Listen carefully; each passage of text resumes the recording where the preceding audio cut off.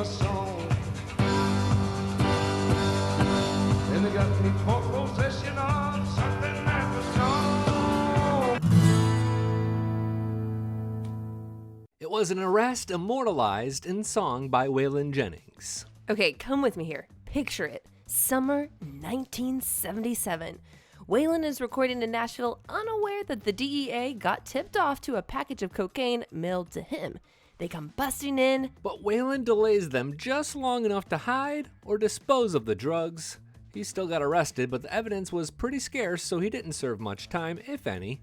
Waylon stayed out of jail by keeping it cool. Impressive, because he'd say later that at some point in his life he had had a $1,500 a day cocaine habit. Oh, wow. We have video of this next one. Next two, in fact. In February of 2012, Randy Travis was arrested for public intoxication. Yeah. Are you kidding me? No, sir. Not gonna kid you. Are you kidding me?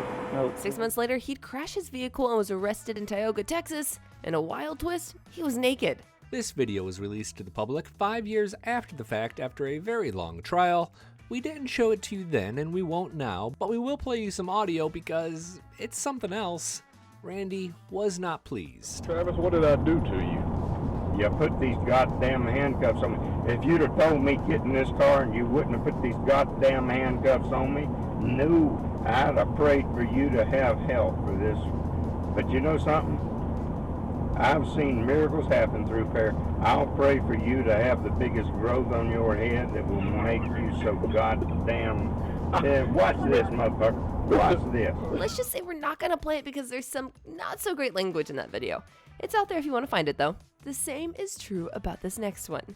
March 1982, George Jones was arrested for cocaine in Jackson, Mississippi. He was with his future wife, Nancy, and according to reports at the time, the car was going 91 in a 55. Cops thought he was drunk. And then they found a small amount of white powder. Things got testy. Of course, not all arrests are funny, even years later, but some are. Kid Rock got picked up in Georgia after getting into a fight outside a Waffle House in 2008. Willie Nelson has been busted for marijuana several times, including in 2006 when cops caught him with 1.5 pounds on his bus. Gretchen Wilson got picked up in 2018 after a minor disturbance on an airplane in Connecticut. Wow, rough landing. I'm reading all of these headlines and I'm like, oh gosh, it's so wrong. It's all so wrong. And I can't say anything other than I'm sure it'll get straightened out and everything will find its way. In 2012, Jake Owen got arrested outside of a Steak and Shake in Florida after, well, we never really figured out why. He shared this picture of himself in handcuffs during a pretty big week. He'd just gotten engaged. Later, we'd find out that he was also going to be a father. A little horsing around landed Kenny Chesney and Tim McGraw on the wrong side of the law. Kenny Chesney and Tim McGraw were arrested in Buffalo in 2000.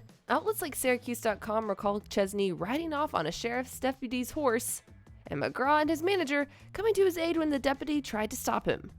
All three were found not guilty of wrongdoing, and Chesney would later say that the sheriff deputy's daughter gave him permission to do it. It was something of a misunderstanding, and McGraw was just protecting a friend. That story was as big then as you'd expect it to be.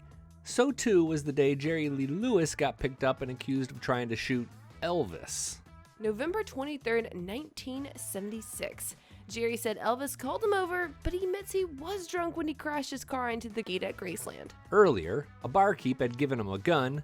That, and Lewis's general prickly demeanor, are why everyone thought that there was some trouble. In the end, it all got sorted out and Jerry got reduced charges. We got this mugshot. A couple of non-funny arrests were Johnny Paycheck for shooting a man in Ohio. It was 1958. And Paycheck argued it was in self-defense. He served 22 months of 7 years. Billy Joe Shaver also shot a man. In 2007, he was arrested for aggravated assault for shooting a man in the face. He got off on a self-defense plea a few years later. But let's stick to ones where no one got hurt. There's one more. Billy, who is it? It was April 2013. Billy Currington was charged with abuse of an elder person and making terroristic threats. Really, those are about the worst sounding charges possible. What allegedly happened was a 70-year-old boat captain was accused of passing by Billy's Georgia house too close or too fast. Billy got mad about it and exchanged words. The guy said Billy wanted to run him over with his boat. Billy would get 5 years probation and orders to do some anger management.